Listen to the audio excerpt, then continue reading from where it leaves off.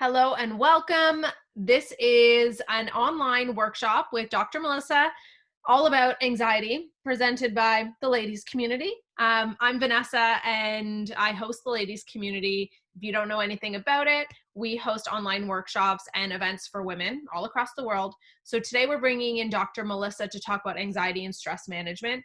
She has also done a couple other workshops on energy, and the last one was hormones too, right, Melissa? Yeah, weight management and hormones.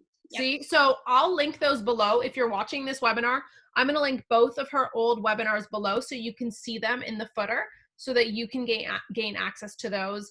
And yeah, and then we'll take it from there. So Dr. Melissa, feel free to introduce yourself and then you can get started. All right. Thank you, Vanessa. Okay. Thanks everyone for coming by for the webinar. So just a little bit about myself. So I'm a naturopathic doctor. I practice in Toronto and Oakville. Right now, only virtual. So really getting used to this video chat. My practice really focuses on helping people with energy, digestion, sleep, stress management, which are all really related to feelings of anxiety. So I'm really excited to be here today to talk about these. In my practice, I'm super passionate about helping patients, empowering them to kind of take control of their health, because really I'm just kind of a witness and I'm guiding you, but it's the patient that does all the work. And I'm amazed all the time at how much people can make changes. I really like to bring wellness back to basics. So focusing on diet and lifestyle and just little things you can do every day that can help you attain kind of your health goal, whether it's feeling less anxious or less stressed. And I really focus on evidence-based practice. So looking to the research for any recommendations that I'm going to be giving. So it's really great. As a naturopathic doctor, my toolkit is very large and I get to pull from a lot of things in practice. So I focus on clinical nutrition, so diet specifically for health conditions, and tailoring a diet specifically to somebody and not just kind of putting you on a general diet. Natural health products, so using vitamins and minerals therapeutically in practice, herbal medicine, I use a lot in practice, lifestyle counseling. So then how do we take all of these changes and kind of implement them into your daily routine? Sleep is a big thing, trying to figure out how to get sleep better, exercise. So now I'm doing virtual acupuncture. I normally do normal acupuncture. So it's a modified version of it where I work with people, and I'll talk a little bit more about it. Diagnostic testing. So a lot of people don't know naturopaths can do diagnostic testing and blood work just like your family doctor. The only difference is it's not covered under OHIP, but we can still run blood work, food sensitivity testing, extensive hormone panel testing. And I did extra training to do IV therapy and nutrient injections. I'm not doing them right now because they're not in person, but once clinics open again, they can be great to use. So today, I'm going to talk a little bit about anxiety and stress and how they're connected and how they're different. Kind of looking at underlying causes for anxiety. So if you're feeling really anxious, what are some medical conditions we could rule out that can make you feel anxious? Diet and lifestyle to help calm your nerves, so some natural things. And then I'll quickly go over a few natural health products and herbal medicines that I'll use that can help with feelings of anxiety. So what is anxiety? I found this on Pinterest. I couldn't find the source of it, but I thought it was very accurate in describing anxiety. So, it's like an emotion. You're sitting there, you're not doing anything. It's just kind of screaming. Everything's too much. All of it's too much. And you're kind of thinking to yourself, the more practical side's kind of stepping outside your body and being like, I literally have nothing to do. I'm stuck at home all day. I just have to take out the garbage. I should not feel anxious. But again, the emotion is just there and you can't figure out why. So that's kind of anxiety. I wanted to kind of touch upon the medical diagnostic criteria and kind of the medical view of anxiety. So if ever you were to go to a doctor and kind of like what they would be looking for. And there's different types of anxiety under the umbrella of kind of medical anxiety. So there's panic attacks, there's certain types of phobias, PTSD, OCD. These are all types of anxiety, but I want to focus on generalized anxiety, which is an anxiety that you just feel all the time. You can't really figure out what it is. So It's when you feel anxious or worried for most days for more than 6 months. So it's been something you've experienced for a long time. The worry is hard to control. So even when you start to feel like you're getting a grasp and you're getting it under control, it'll switch to something else. So you're worried about work, and then it's health, and then it's family, and it just kind of keeps rotating. Also, to actually be diagnosed with an anxiety disorder, it needs to be associated with 3 or more physical symptoms. So restlessness, feeling easily fatigued, difficulty concentrating, irritability, physical muscle tension, sleep issues. So these are all things that can fall under the umbrella of kind of anxiety. And one important fact is that the anxiety will start to affect your daily life. So you can't function at work like you normally would. Your relationships are suffering because of it. If you experience this for kind of more than 6 months, and most days more than 6 months, you really want to speak to a medical professional or a psychiatrist so we can diagnose and kind of work with it a little bit more. So that's kind of the medical version of anxiety. Now, I thought it was really interesting, that kind of medical diagnosis of anxiety versus just general feeling anxious, which there was a survey done by the Mental Health Research of Canada, and they did a survey at the end of April, and they kind of surveyed how people were feeling anxious with the pandemic. And just to give you a before COVID, after COVID, before, to people actually to be diagnosed with an anxiety disorder in the general population, it was about 2 to 3%, and a lifetime prevalence of about 5% of being diagnosed with an anxiety disorder. During the pandemic, they actually found like almost 50% of people between 18 and 34 felt anxious. People over 55, about 30% felt anxious. Women, a lot of women, 40% felt anxious. People who live at home with children, which I don't have children, but I can't imagine being at home all the time with children, worrying about their health and trying to keep them busy, feeling anxious, a lot of people. So these numbers are much higher than before the pandemic. And what was really interesting in the survey is that there's actually less people now reaching out for services for mental health than before. So more people are feeling anxious, but yet not reaching out for help. So that's kind of anxiety. So what is stress? When you think of stress as an emotion, you think of, or I think of, kind of tension, overwhelm. It can definitely overlap with anxiety, but stress is actually your body's natural response to certain types of triggers. So let's kind of go over your body's natural stress response. So you're exposed to a trigger. A lot of people think of a stress trigger as emotional, mental, work is a lot, family is a lot. But physical stressors are something people need to keep in mind, because if that's happening at the same time as work stress, so if you're getting over an illness, if you're getting over an injury, these are physical stresses to your body that your body can't tell the difference between a mental stress or a physical stress. Endurance training. So if people are training for a half marathon, they're at home all the time, like, well, I'm just going to work out all day. This is a stress. Fasting is a stress. People are doing intermittent fasting all the time. That spikes your cortisol. So you're exposed to a stress, and this triggers the stress response system in your body, which is also called the HPA axis, the hypothalamic pituitary adrenal axis. So it's a bit of a mouthful. It's the fight or flight response in your body. So when you perceive a stress, your hypothalamus, which is a part in your brain, releases corticotropin releasing factor, a hormone, and that hormone then goes to another part of your brain called the pituitary, which releases ACTH, which is another hormone. So just this cascade of hormones. And then that actually triggers your adrenal glands, which are on top of your kidneys and your lower back. And they release cortisol and epinephrine. And so those are your stress hormones, cortisol and epinephrine. And they have effect on many different systems in your body. Digestion, increased blood pressure, increased energy. They kind of suppress wound healing, suppress immune function. And this is supposed to be beneficial. This is supposed to be getting your body ready to fight or flight or run away from a threat.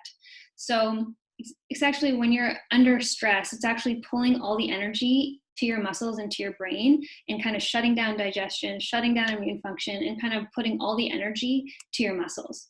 So this is good if it's short term and you're going to use it. And when this happens, your body is actually programmed, once cortisol spikes, to shut it back down again. It's called a negative feedback loop. So cortisol, when it goes up, actually shuts your brain production of these other hormones off. So that's the normal way that it should be happening in your body.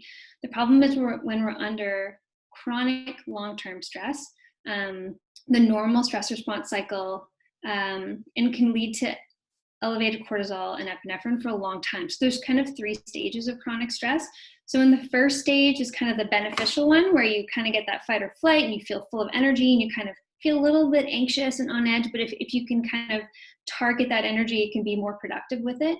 The second stage is kind of resistance, where it's been a couple weeks, maybe a couple months, and you've been under a lot of stress, or you're fighting an illness or something like that, recovering from an injury.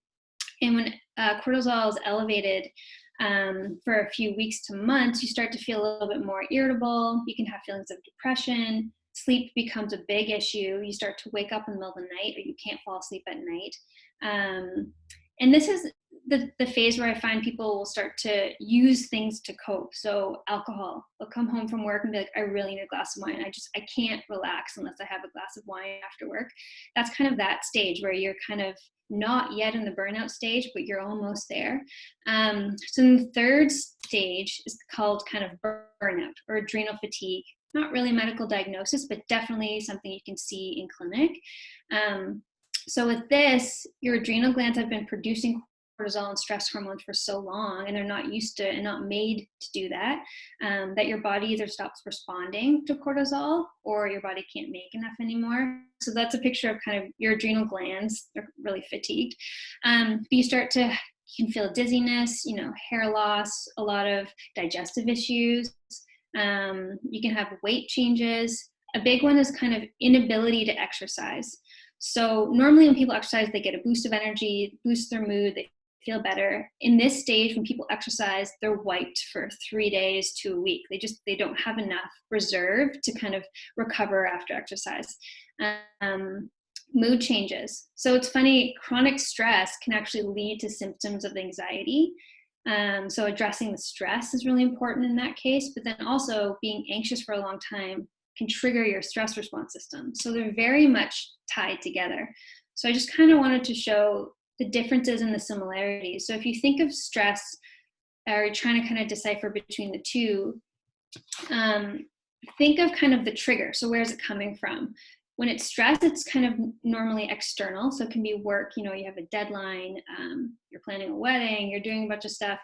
So there's something external that's causing the stress. With anxiety, it can also be external. Like people are feeling anxious right now during the pandemic, but it tends to be more internalized. So racing thoughts, feeling out of control, you're just worrying about everything, even though you realize you shouldn't be worrying about those things. Look at kind of what makes it feel better. So with stress, you kind of have a light at the end of the tunnel. So you know when that date's going to be done, when that project's going to be done. With anxiety, there's no light at the end of the tunnel. You kind of it's always there. And no matter what you do, you can't really get rid of it. And then the physical symptoms, again, can be very much the same between the two. Stress tends to be a little bit less severe for some people, whereas anxiety, it tends to be a lot of like tightness in the chest, shortness of breath. Panic attacks can be definitely with anxiety. And then when it comes to kind of management of them, relaxation can be great for both.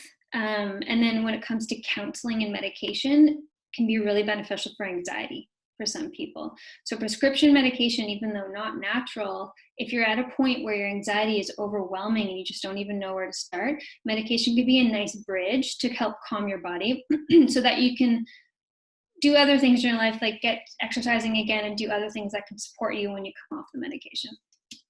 So we've kind of gone over stress and anxiety and kind of the differences and similarities. So what if it's something else? What if you're doing all these things and kind of addressing it, but there's just something medical going on? So there's certain deficiencies that can cause symptoms of anxiety and cause your body to not respond to stress very well. So deficiencies in magnesium, if you're anemic, low red blood cells, low iron, low B12, hormonal imbalances. So thyroid function is really important in regards to stress and anxiety. So your thyroid is kind of like the thermostat in your body. So if you think of, if you have an over functioning thyroid, you turn up the thermostat in your body, everything's hot, you're sweating, you're feeling anxious, you can't sleep. So anxiety is definitely a symptom.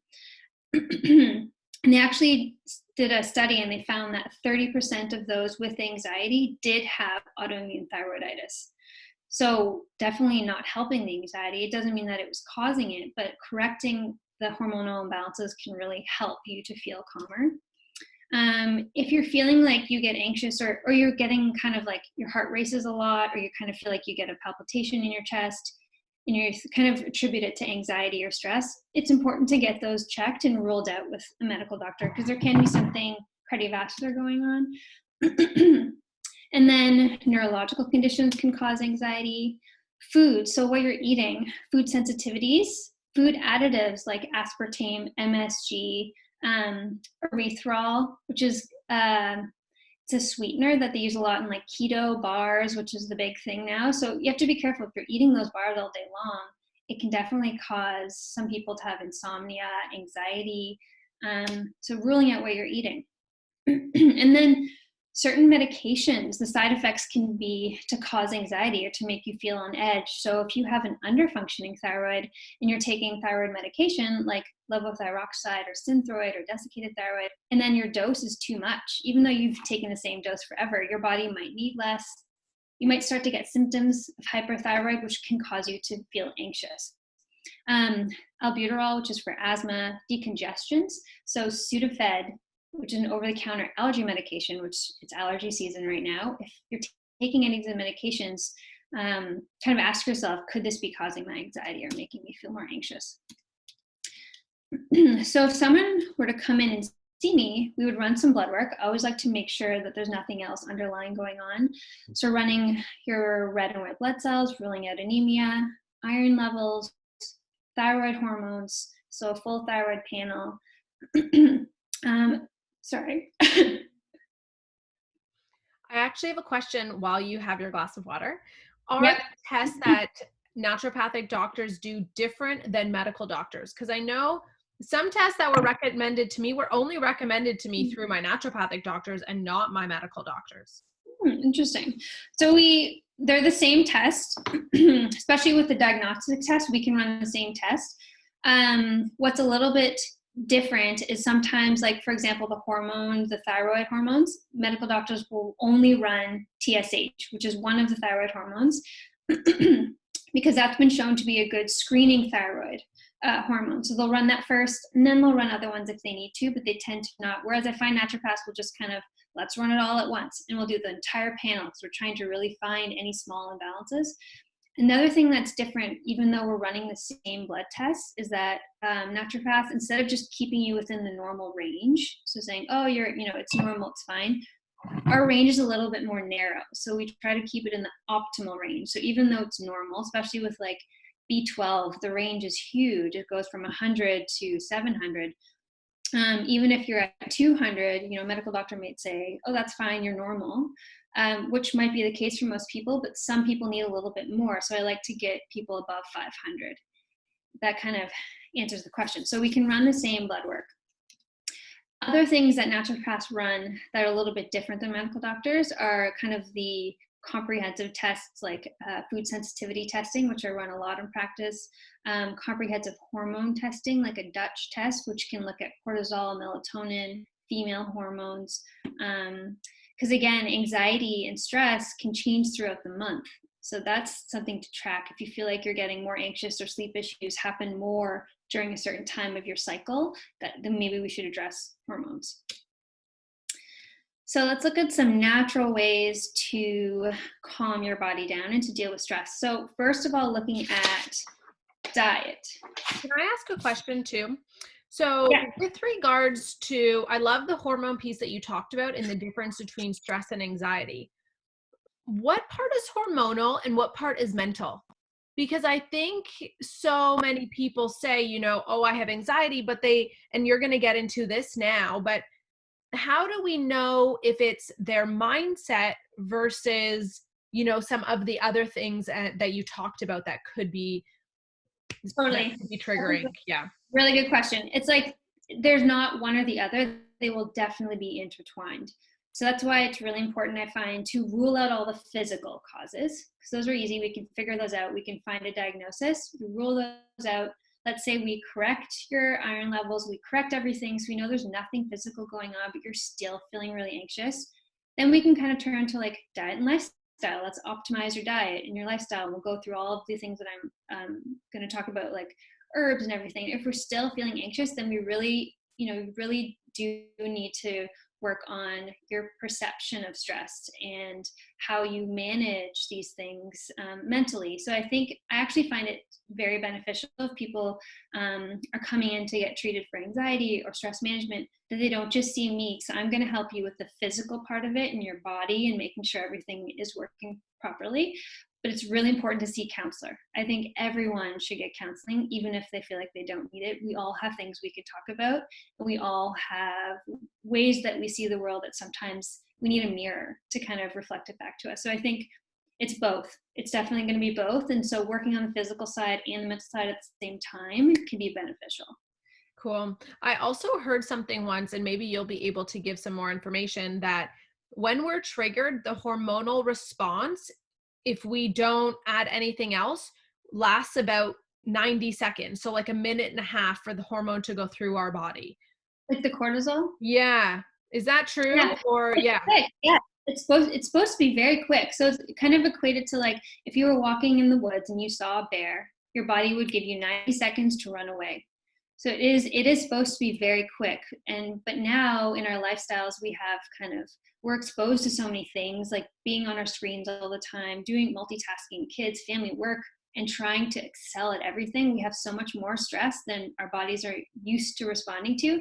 So then, yeah, our stress hormones are staying up much longer than they're supposed to, and they're causing damage to other parts of our body.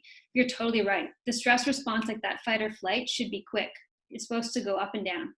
Another thing to speak to is that cortisol actually goes up and down throughout the day on a circadian rhythm. So that's actually something to keep in mind too, that if we're chronically stressed and your cortisol is kind of up here all day long, it's supposed to go up in the morning and down at night, and it's supposed to do that every day. If that's not happening, that's when sleep issues start. That's when you start to wake up feeling you can't wake up in the morning and you can't go to sleep at night. So your stress hormone response system is thrown off by being under chronic stress. No, really good questions. Feel free to ask any more if you guys have any other that come up.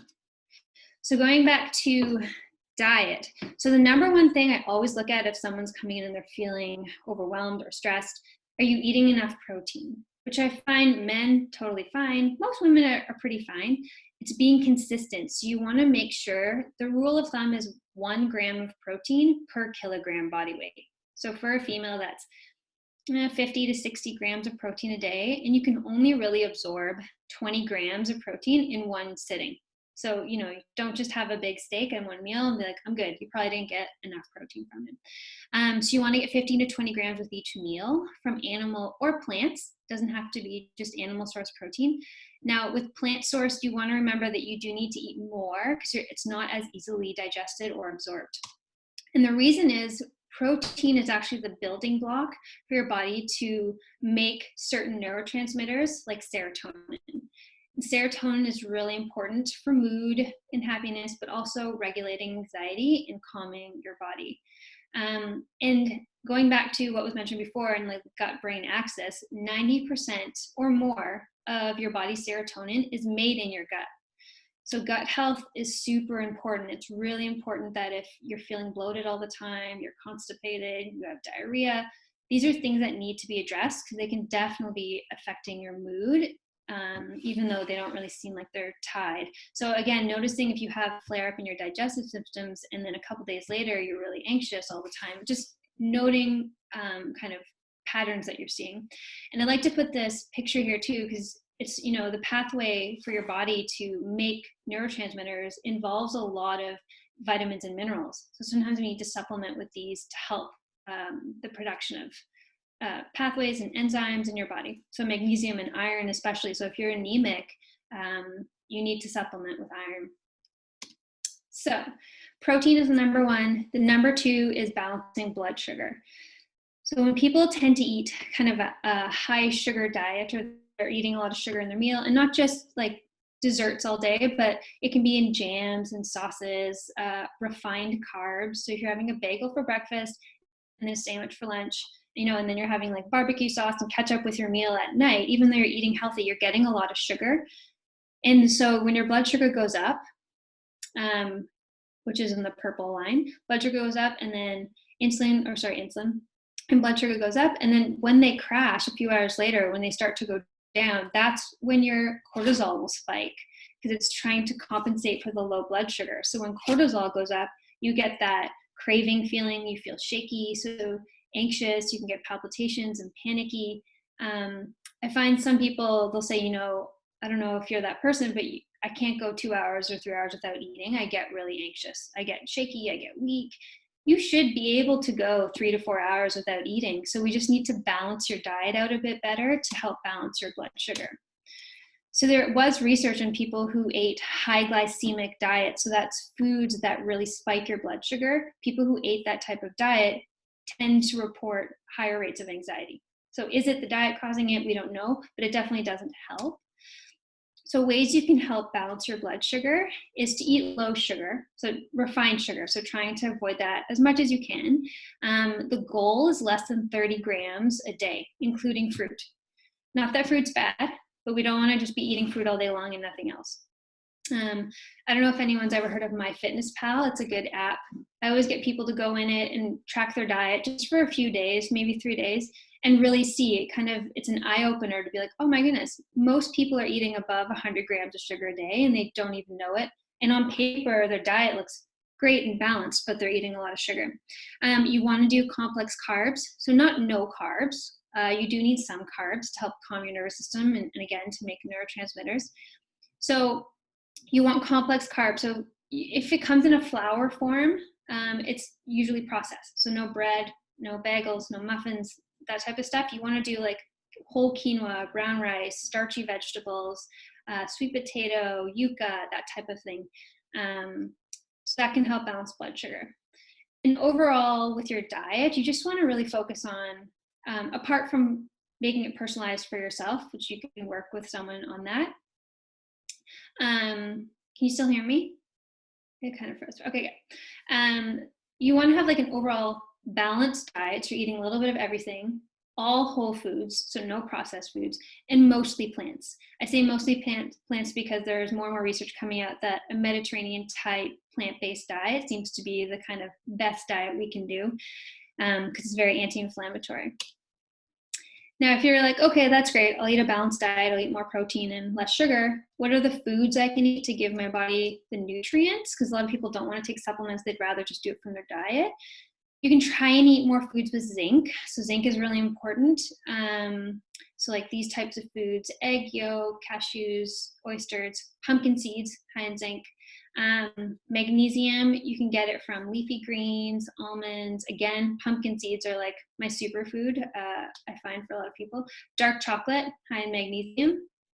Probiotic foods. So this is more to help keep your gut healthy, because a lot of neurotransmitters are made in your stomach. So yogurt, fermented foods, sauerkraut, kimchi, kefir. If you eat these foods and you find they just do not agree with you, you get a lot of upset from it, then there's something we need to address with that, because you could have sensitivity to it, or your stomach's just not in a good place that it just can't digest them properly. So we'll work on your stomach so that you can eat those foods. B vitamins you can get from like turkey, sardines, pistachios. So like there's a lot of variety in a lot of these foods. Iron, again, pumpkin seeds. So if you're going to snack on anything, pumpkin seeds are high in protein, a lot of minerals. It's really great. Lentils, spinach, again, dark chocolate is high in iron. Chickpeas, eggs. So a lot of different types of foods. So when it comes to lifestyle, I feel a little bit like a broken record. In all of my webinars so far, I've always had a slide on exercise. It's so beneficial. So they actually did a study, and people who exercised, this is not a lot, so 20 minutes, they got their heart rate up 3 times a week. It's actually less than what the Canadian Food Guide recommends for exercise. They actually recommend 30 minutes 5 times a week. So just a little amount of exercise of getting your heart rate up, whatever you want to do, that's good. Yoga also been shown in studies to help with anxiety. The thing with yoga is you need to be consistent. So you'd have to do a practice of yoga every few days for multiple weeks and start to get used to it that way. Aromatherapy is something you can add in. So they've actually done studies on using lavender in diffusers during medical procedures for certain patients. So they did it for breast cancer patients, for burn victims, and they actually showed for the burn victims, when they used lavender essential oil, it helped decrease pain and decrease anxiety. So it can actually work in decreasing anxiety just from smelling it. Focusing on quality sleep. So I actually posted a couple of videos on my Instagram about how to do sleep hygiene properly and kind of get your bedtime routine up to par. But one big thing is to avoid caffeine. Some people just genetically cannot process caffeine. They'll have a few sips and they're just too anxious. It can't, they feel jittery and shaky. And then some people kind of say it doesn't bother me, but you generally, as a rule, want to stop drinking caffeine after noon. Or if you are having trouble with sleep and feeling anxious, I would actually say avoid caffeine for 2 to 3 weeks if you can. You might get a headache at first, but it can really help. Alcohol is a big one that a lot of people will turn to because it does calm you down. But if you spend a few days drinking alcohol, the withdrawal from alcohol can cause a lot of anxiety in people who don't normally even have anxiety. And then with sleep, if you have alcohol before bed, it can actually disrupt your sleep cycle and you don't get into REM sleep. So you don't get quality sleep when you drink alcohol, and you can wake up early morning. So avoiding caffeine and alcohol is also super important. And in the survey that they ran in April with the Mental Health Research of Canada, they asked people what calmed them down the most, even though everyone was experiencing anxiety. And the report, the top ones were playing with their pets, talking with people outside their household, so Zoom meetings and kind of staying connected with people outside of who you're living with, and reading. So these are kind of some things that people have been saying have been helping them, so something to consider. Have a lot of your clients, oh, that's so funny. Oh, never mind. I saw CBT, but I was going to actually ask about CBD, and if a lot of your clients are using that, or if you've seen any success in using CBD to calm anxiousness. Yeah. You know what? Since it was legalized, everyone, I don't know if they're using it before and just didn't tell me, but yeah, I feel like everyone's using it for something. I don't use a lot in practice, mostly because the evidence on it for me to use in practice is not strong enough, so that we don't know how much dosing is for everybody. It's all very individualized. We don't know the long-term effects. There's no study on when people are using a CBD daily for years or months. So I don't use it in practice, but I do know that people have been using it and it's been helpful. So I don't know what forms they're using. I don't know any of that, but I'm hoping the research will come out and they'll have better studies on it now, so it'll be good. So then from the lifestyle perspective, more from like counseling, but cognitive behavioral therapy, CBT, which I think, Vanessa, you're having a talk on that soon, right? At the end of May, did I see something? Yeah, we actually have a talk next week on CBT. Yeah. Good. Okay, so that is super beneficial. There's studies on CBT versus prescription medication for anxiety, and they're comparable. So great. It's great that we can do counseling. You want to do it weekly for at least 8 weeks. Up to 20 weeks is optimal. And the great thing about CBT is that the effects last beyond the counseling. So even though you stop counseling, you're still it's gonna benefit your anxiety beyond that. And there's little to no side effect. So it's great.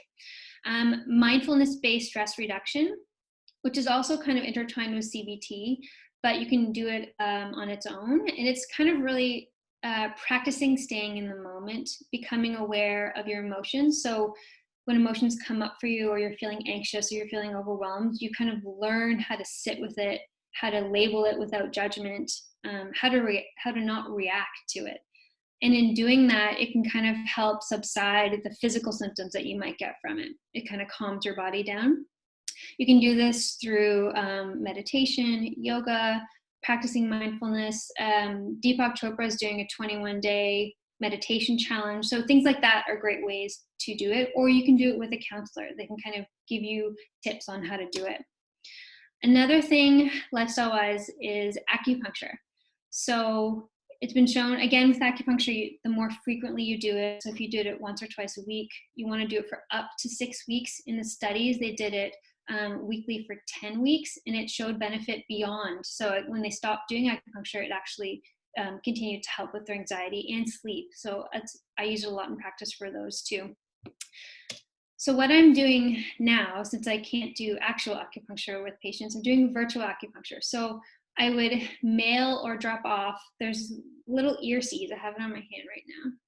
So little ear seeds, and they kind of have little metal balls underneath, and you put them on acupuncture points. They're actually made to go in your ears because there's a lot of calming points in your ears, and they can stay there for a week at most, but a few days, and then you press on them whenever you kind of want to get a benefit from them. So there's the ones with the balls, there's ones with little tacks underneath, and they're tiny, tiny, tiny little needles, but you put them and there's a sticker, and you can wash your hands with it, it's fine.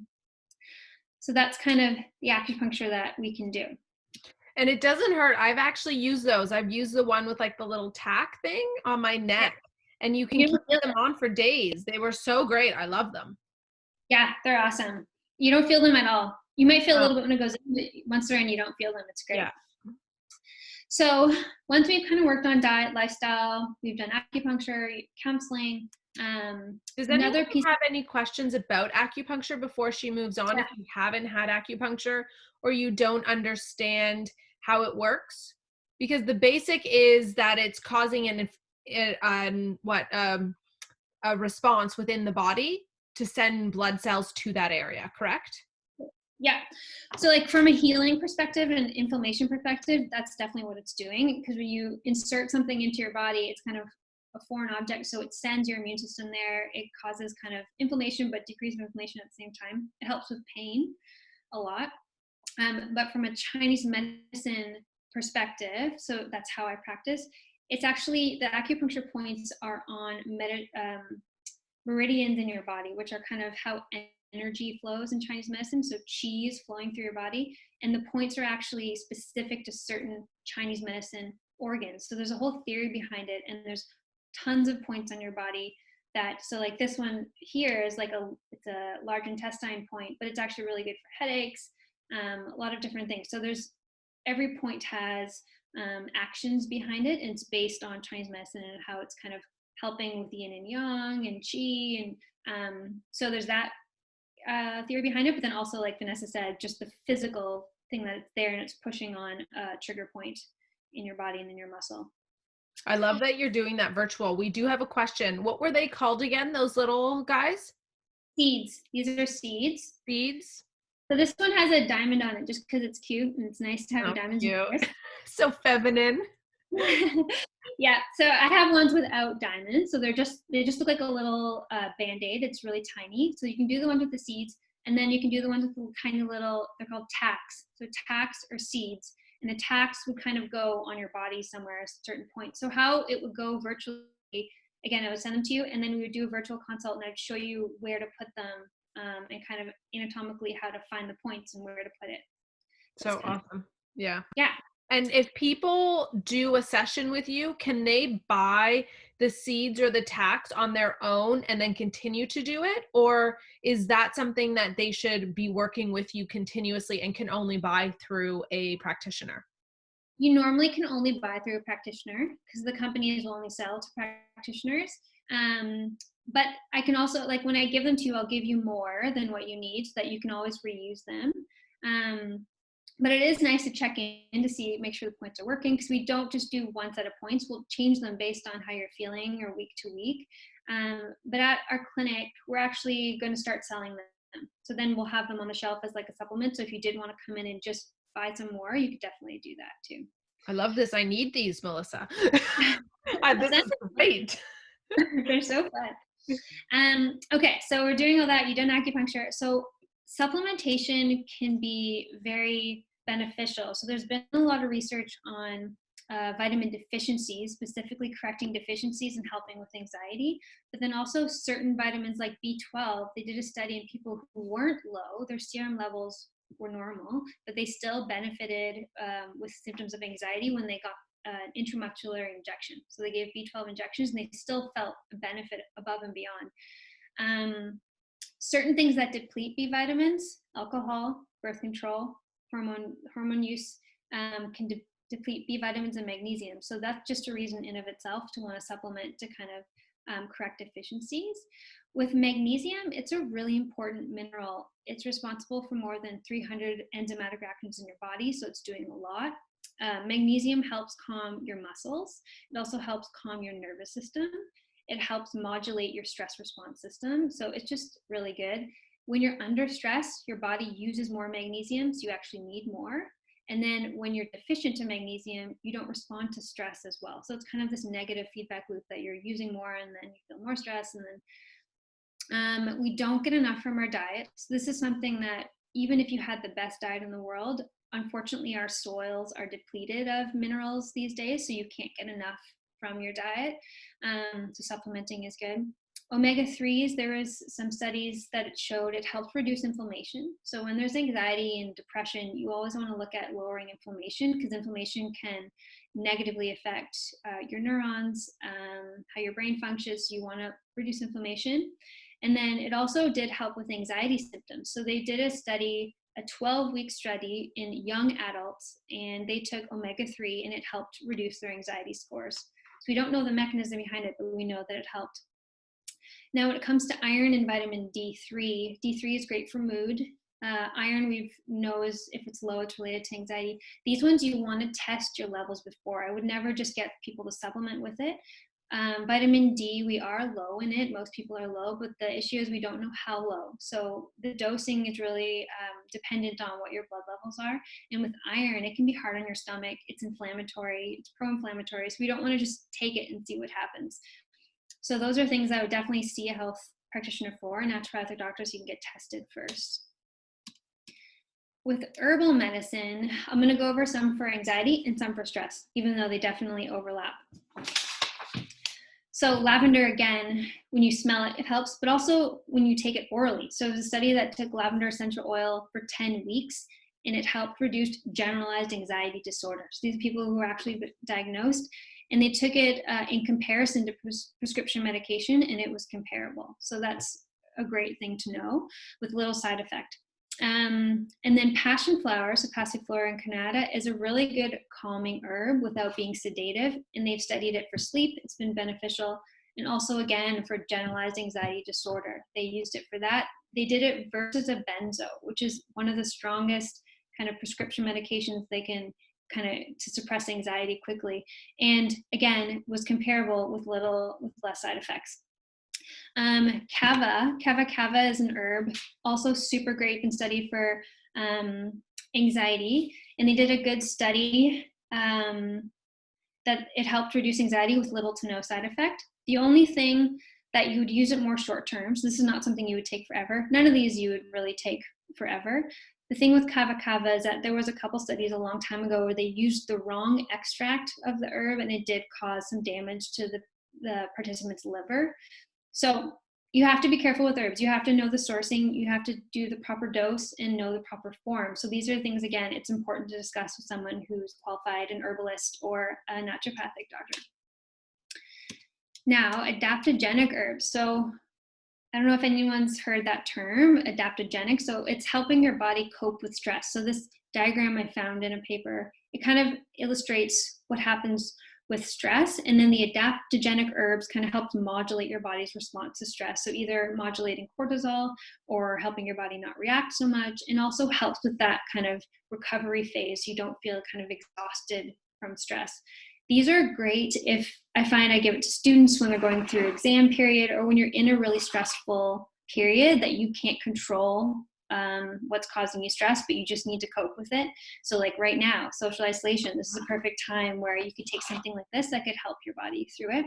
So ashwagandha is a really good one. It's great if you tend to get really anxious and kind of excited when you're stressed. It's kind of more calming.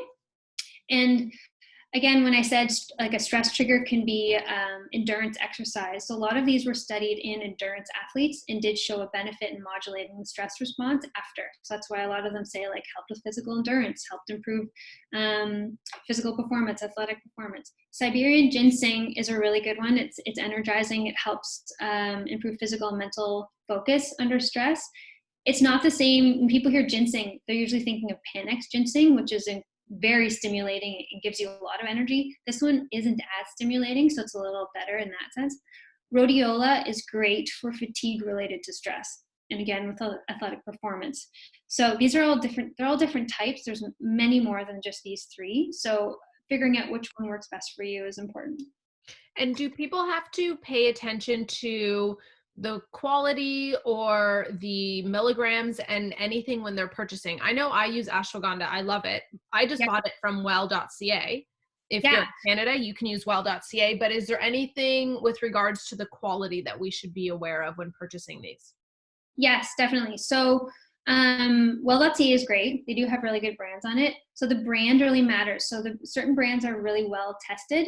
And so we know exactly what's in it. We know how much is in it.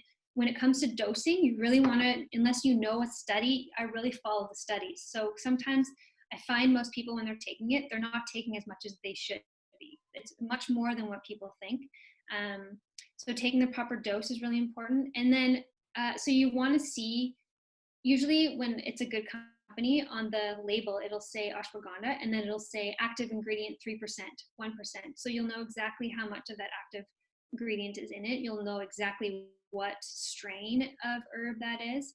So that's all really important to know. There's, I always see on Instagram all these posts for herbal supplements, and I always look them up online. And unless I can see the dose and the form and all of that, I probably wouldn't recommend it or take it. We also have a question in the chat box about mushrooms. Is it pronounced reishi mushrooms? And and so what do those do, and can that help with anxiety as well? Totally. So reishi is it's also an adaptogenic herb. I use it more as like immune adaptogenic. So people are under a lot of stress, but they get sick often. They have lots of colds and flus. That's a great adaptogenic herb and related to your immune function. Very good. Now, when it comes to kind of just helping with anxiety in general, I don't think it's the best one. I think it would be good to use that plus other things. Like magnesium is also really good. So I'd want to use that as part of the treatment plan. So not as like the be all end all, but it is a really good adaptogenic herb for sure. So this, one of my last slides, I just wanted to touch on for stress. It's really important, like Vanessa was saying, from the mental side of it, is changing your perspective of stress. And this is a really good TED Talk. It's a little older, it's from 2013, but I still go to it. She kind of cites all the research in that when you change your perspective of stress, so you make stress your friend and you actually start to like stress, you don't get the negative side effects in your body as when you see it in a mental light. So that's really important. If you have 15 minutes to watch this video, it's really beneficial. It changed my view. Still get stressed, still get anxious moments, but when you see it differently, it doesn't have such a long-lasting effect on your body.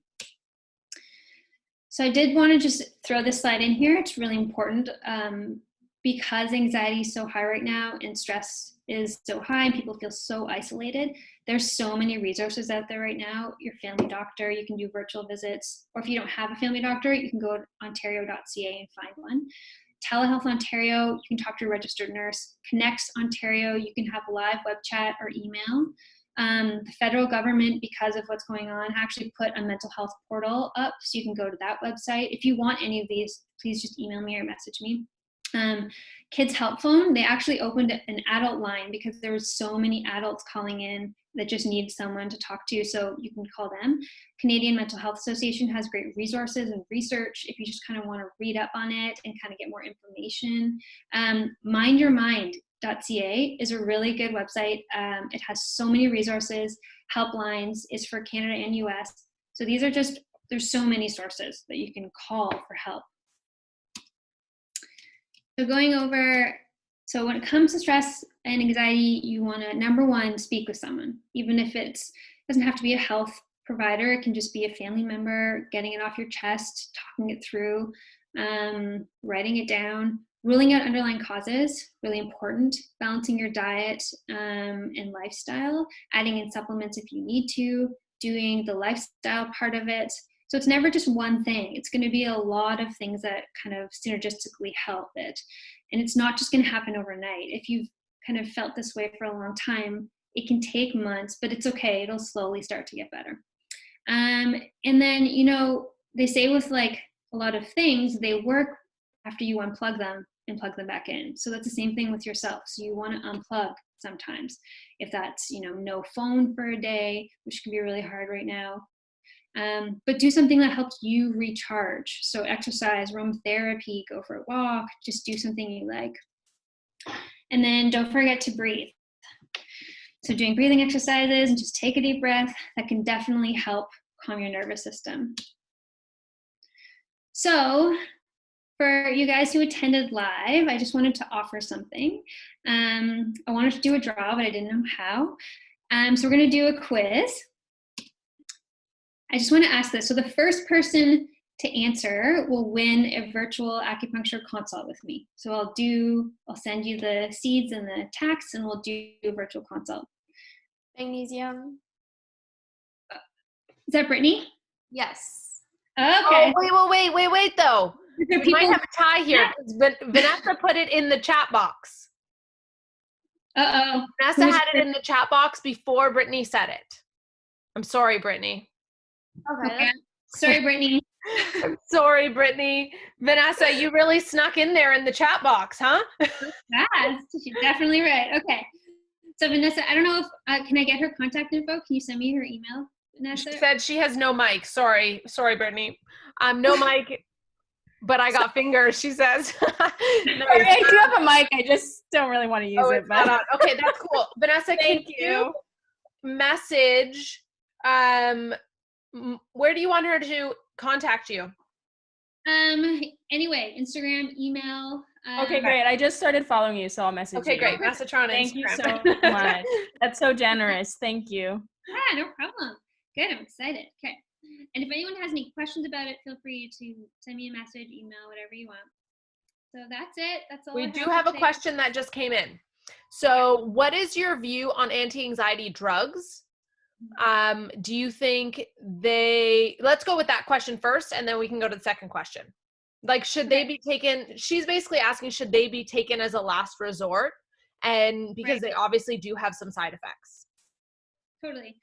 So that's a really good question. So I think it's on a case-by-case basis. I think depending on how you're feeling with anxiety, if you feel like it's manageable and you're at the point where you're like, it's really a personal choice. If you feel like I'm okay to try diet and lifestyle, you know, the herbal supplements and the vitamins and minerals can be really beneficial. So if you're open to trying those first, you do have to give them, you know, 6 to 12 weeks of trying everything first, and then you can try the prescription medication.